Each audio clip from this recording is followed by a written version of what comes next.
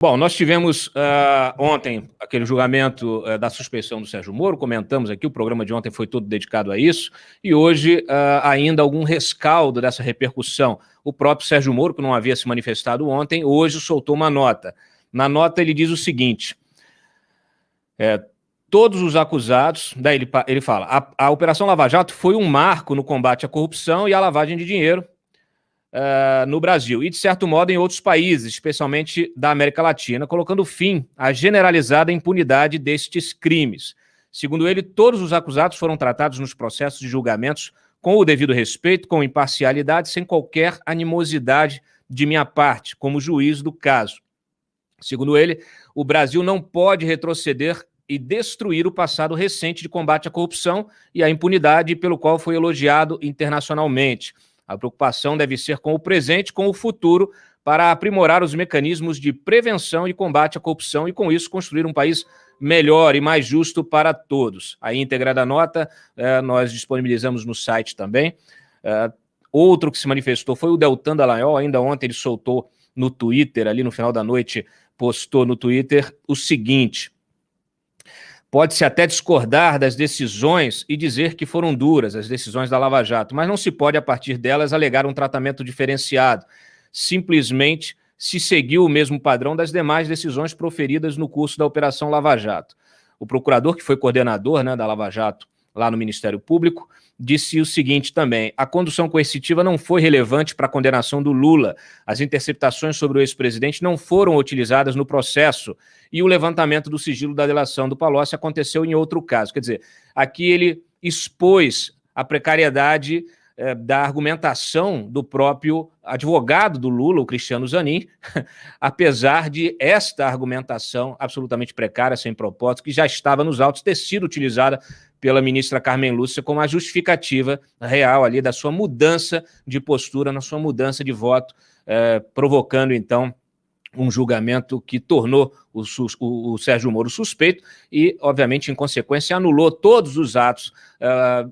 Todo o processo, gente, do triplex voltou a estaca zero. Ele deixou de existir efetivamente porque, com a suspeição, desde as diligências, dos pedidos de diligências para obtenção de provas, buscas e apreensões, até depoimentos, tudo isso foi anulado. E não é a primeira vez que o STF anula uma operação, anula provas. Vocês viram aí dezenas de manchetes ao longo dos últimos anos, várias operações, algumas mais conhecidas, outras menos, Castelo de Areia, Satyagraha, Operação Navalha. Olha, não falta exemplo de operação anulada ou esvaziada pelo Supremo ou mesmo pelo STJ. Mário Sabino, mais cedo, Mário, escreveu aqui um artigo, obviamente ironizando toda a postura do Gilmar Mendes. O que você acha dessa situação toda? É espantosa, de uma ligeireza jamais vista, eu diria, mesmo em outros episódios em que o STF se comportou dessa maneira. Eles jogaram fora 5 anos de trabalho árduo, de centenas de documentos, se não milhares, provas abundantes, jogaram fora a decisão de primeira instância ao declarar a parcialidade do Moro, jogaram fora o trabalho no TRF4 dos desembargadores, jogaram fora o trabalho no STJ do relator da Lava Jato. Enfim, o Gilmar falou em desmoralização da justiça. De fato, a justiça foi desmoralizada ontem com essa decisão, como eu disse, ligeira, absurda, enviesada, baseada, sim, nas tais mensagens roubadas. É papo furado do Gilmar, do Lewandowski e da Carmen Lúcia, que não foram as mensagens roubadas que determinaram a parcialidade do Moro, que levaram eles a declarar a parcialidade do Moro. E nem foram as mensagens roubadas, Cláudio. Na verdade, foi, como disse o Fachin, foi uma versão retórica, uma interpretação retórica das mensagens, que em si não cancelam as provas, não mostram que houve direcionamento de investigação, não mostram que houve falsificação de documento, não mostram que a defesa do Lula não teve direito ao contraditório.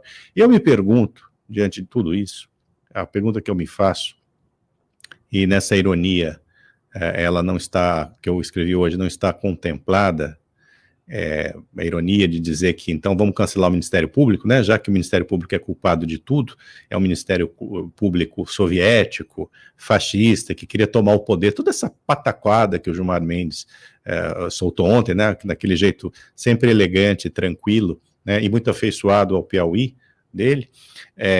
A pergunta que eu gostaria de deixar aqui é a seguinte: como é que juízes e desembargadores, né, vão trabalhar, né, diante desse absurdo que aconteceu em Brasília? Quer dizer, qual foi o recado que foi dado aos juízes e desembargadores das varas criminais? Eu acho que o recado está muito claro: não toquem, não se atrevam a condenar poderosos por corrupção, lavagem de dinheiro e quaisquer outros crimes relacionados à prática de corrupção. Esse é o recado que foi dado. Você veja que é tudo coordenado. Você teve ontem essa decisão na segunda turma do STF e, ao mesmo tempo, logo depois, a Cruzoé noticiou, e todo mundo noticiou, que já há uma movimentação no Congresso da parte de PT e Centrão, que estão unidos contra qualquer possibilidade de surgir uma nova Lava Jato, depois de terem acabado com a Lava Jato, uma iniciativa para que o Conselho Nacional do Ministério Público tenha assentos para ministros de tribunais superiores, ou seja, é fantástico, né? Vamos controlar, né, o Ministério Público. Então, daí a minha ironia ontem, aliás, hoje, ao escrever, na verdade, vamos abolir o Ministério Público. É melhor abolir. Os procuradores são culpados de tudo, vão fazer com que o Supremo e o Superior Tribunal de Justiça fiquem abrindo inquérito de ofício, né?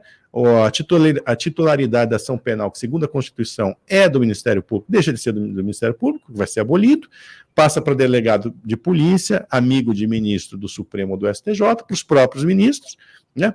E acabou a palhaçada. Vamos reverter completamente o devido processo legal, aboli-lo, né? Porque de agora em diante, devido processo legal é o que o Gilmar Mendes define como devido processo legal. E os seus porta-vozes da imprensa, né, reverberam. Essa é a verdade. Tudo mais é papo furado, tudo mais é invenção, tudo mais é cortina de fumaça. Eles queriam libertar o Lula, deixar o Lula elegível, a pretexto de tirar o Bolsonaro de cena em 2022, né? Eles queriam que a Lava Jato não avançasse sobre tucanato, sobre PMDBista, sobre Centrão, né? O PT queria acabar com tudo juntamente com os tucanos, juntamente com os integrantes de outros partidos que haviam sido pegos com a boca na botija, né? Inviabilizar daqui por diante qualquer operação. Além do que, né, Cláudia, ainda falta acabar com a Lava Jato do Rio de Janeiro, né, que o senhor Gilmar Mendes já está providenciando isso, não só ele, como mostra a capa da Cruzoé desta semana. Porque a Lava Jato do Rio é o braço da operação que chegou mais próximo do quê? Do judiciário, certo? Exato. E tem muita gente enrolada, essa que é a verdade. Então, esse é o jogo.